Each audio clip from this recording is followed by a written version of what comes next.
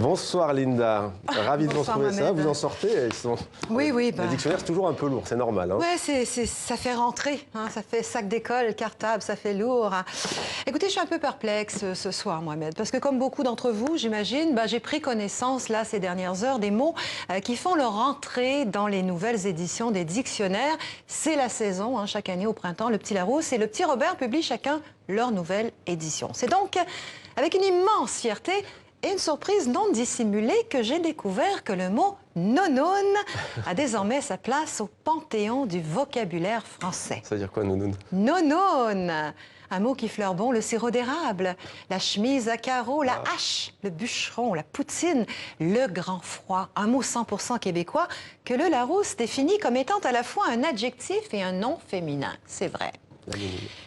Vous demandiez ce que ça veut dire nounoun. Eh bien, nounoun, selon le Larousse, signifie un peu niais, nunuche, comme dans poser des questions nounoun, ce qui n'est pas votre cas, Mohamed, ou encore quelle nounoun cette actrice. Personnellement, moi, je trouve ça exaltant de réaliser qu'à partir d'aujourd'hui, la francophonie entière va avoir accès à un mot enraciné dans la culture canadienne. Dommage, cependant, que son pendant masculin, nono, lui, n'ait pas été retenu.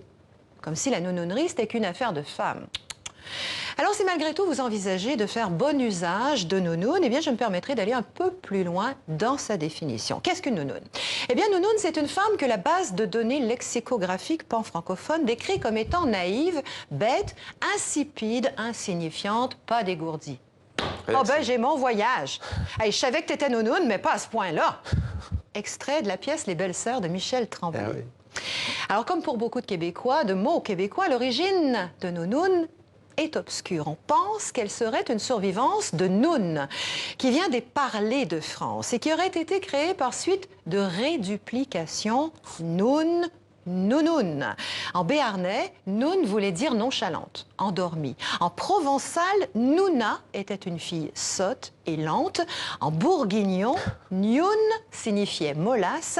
En auvergnat, gnogne était une parfaite nigaude. Finalement, une nounoun, c'est une cocoune, quoi. Pas une pitoune, ni une momoune, c'est pas non plus une totoune ou une chouchoune. Non, la nounoun, c'est vraiment une sans dessin, une niaiseuse.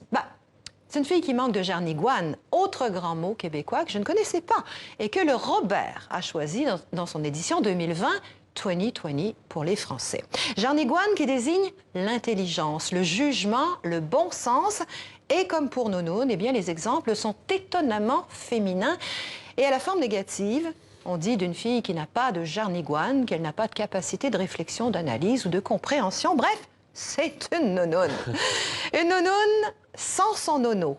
On attend donc l'an prochain avec impatience pour peut-être voir apparaître la parité dans nos dictionnaires.